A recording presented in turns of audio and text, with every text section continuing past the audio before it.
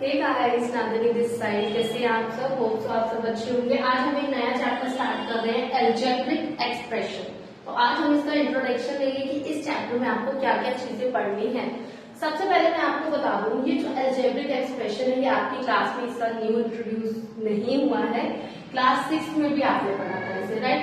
तो इसका हम इस वाले सेशन में मतलब क्लास 7 में थोड़ा सा पार्ट पढ़ने वाले हैं। उसके बाद आपको ये चैप्टर जो है आगे क्लासेस में भी पढ़ना है, तो आप ध्यान से समझेंगे इसके कॉन्सेप्ट्स को।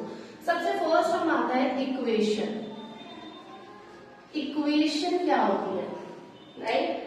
आपने एक चैप्टर दिया था सिंपल इक्वेशन। तो इक्वेशन क्या होती है देखिए, और एक्सप्रेशन।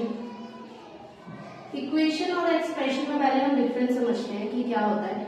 इक्वेशन में हमेशा हम लिखते हैं 3x + 4y = 7xy, करेक्ट? यहां पे मैंने लिखा 3x + 4y + 7xy। तो आप बताइए किस चीज का डिफरेंस आपको यहाँ पे नजर आ रहा है, बताइए। तो इन दोनों में जो डिफरेंस होता है बेटा, वो इस इक्वल टू का, किस चीज का होता है? इक्वल टू का। इक्वेशन में हमेशा इक्वल टू का यूज किया जाता है, जबकि एक्सप्रेशन जस्ट एक्सप्रेस कर रहा है वो। इसमें कोई भी कंक्लूजन पर हम नहीं पहुंचते, इसी वजह से यहाँ पर कोई भी इक्वल टू का साइन नहीं होता। क्लियर? अब हम इसमें कई सारे छोटे छोटे टॉपिक्स हैं, जैसे वेरिएबल क्या होते हैं, कांस्टेंट क्या होते हैं, टर्म्स क्या होती है मैम, फैक्टर्स क्या होते हैं, कोएफिशिएंट क्या होते हैं, और फैक्टर्स क्या होते हैं। फैक्टर्स तो हमें लिखने हैं, कोएफिशिएंट्स क्या होते हैं। हमें ये सारी चीजें, न्यूमेरिकल क्या होते हैं, तो हमें ये सारी चीजें अभी डिस्कस करनी है गाइस, ठीक है? वन बाय वन हम इन चीजों को डिस्कस करते हैं। मानिए मैंने ये इक्वेशन लिखी है, तो अब इस इक्वेशन में सबसे पहले बात करते हैं वेरिएबल। तो वेरिएबल हमेशा जो ए से लेके जेड तक की एबीसीडी होती है ना, आप सिंपल फॉर्म में समझिए, ए टू जेड जो है ये सारे वेरिएबल्स होते हैं। एक्स वाई जेड आ जाए, एबीसीडी आ जाए, एक्स वाई आ जाए, कुछ भी आ जाए, ये आपके वेरिएबल है। इट मीन्स अगर मैं ये 3x देखती हूँ तो इसमें x क्या है? वेरिएबल है। क्या है? वेरिएबल। अगर मैं 4y देखती हूँ तो इस 4y में y क्या है? वेरिएबल। होप्स तो आपको क्लियर हो रहा है कि वेरिएबल क्या होते हैं। अब बात करते हैं कांस्टेंट की।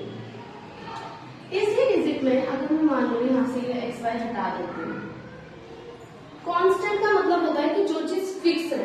अगर मैंने मानो यहाँ पर x की वैल्यू लिख दी 2, तो यहाँ पर x की वैल्यू आती है, इसकी वैल्यू चेंज हो जाएगी। y की कोई वैल्यू अगर हम पुट करेंगे तो 4 की वैल्यू चेंज हो जाएगी।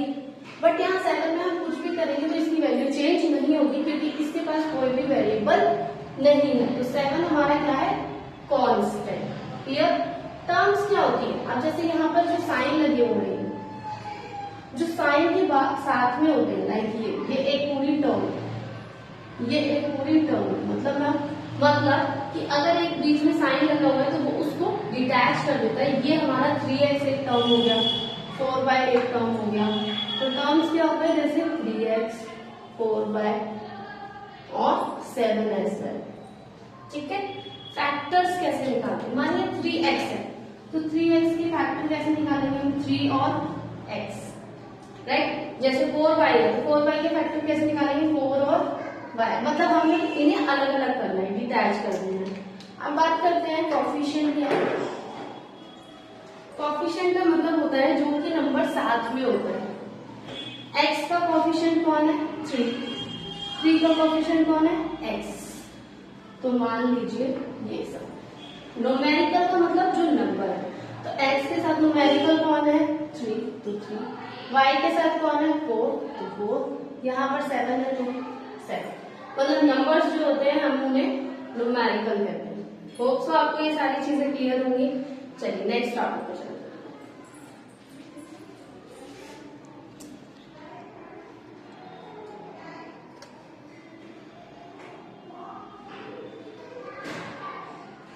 तो इसका नेक्स्ट टॉपिक है हमारा, जिसे आप नोट टू भी डाल सकते हैं, लाइक और अनलाइक टर्म्स। लाइक और अनलाइक लाइक और अनलाइक टर्म्स कौन सी होती हैं? आप देखो, जैसे मानो एक इक्वेशन दी है जिसमें लिखा है 2x प्लस 3x, करेक्ट? तो यहाँ पर भी x है और यहाँ पर भी x है, तो ये कौन सी टर्म होगी? Like terms. अगर मान लो यहाँ लिखा होता 2x प्लस 3xy, तो ये क्या हो जाते हैं? Unlike terms.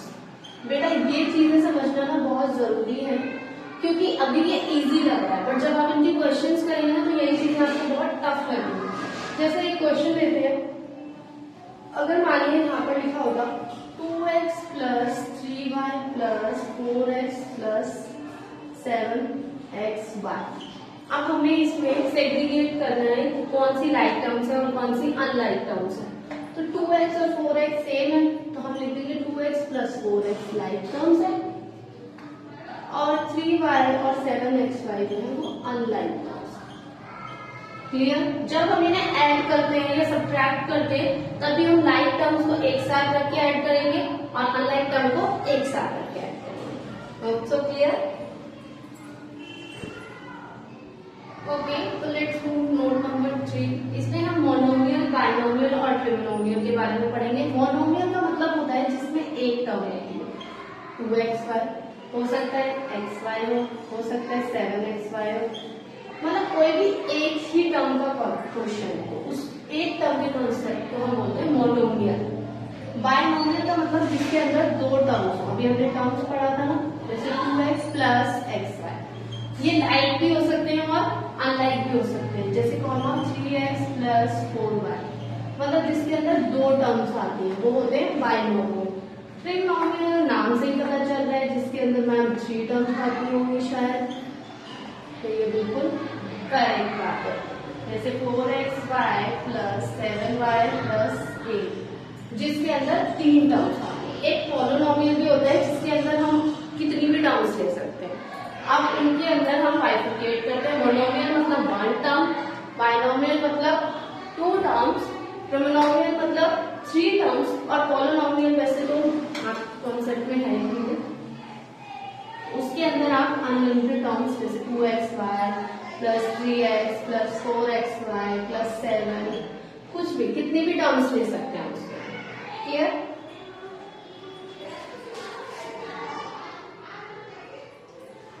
तो अब हम नोट 4 करेंगे जिसमें हम एडिशन सीखेंगे टर्म्स का। लाइक यहाँ लिखा होगा 2xy प्लस 3y प्लस 7 को ऐड करना है हमें 3xy प्लस 9 से। तो अब देखो हम क्या करेंगे, पहले हम लाइक टर्म्स को एक साथ लिखेंगे।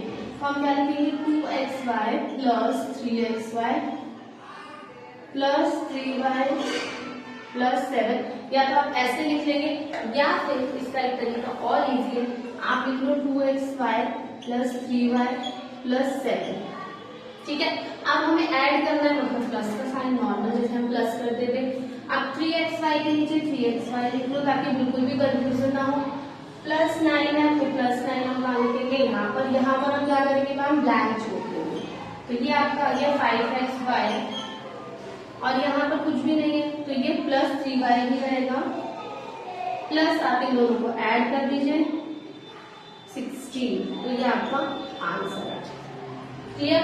अगर यहाँ पर ही मानो सब्ट्रैक्ट करना होगा मुझे इसे, और कोई टर्म आती है आपका सब्ट्रैक्शन की, मैम सब्ट्रैक्ट करना है 3xy plus 7y plus 8, subtract करना है इसमें हमें 1xy plus 3y, that's it.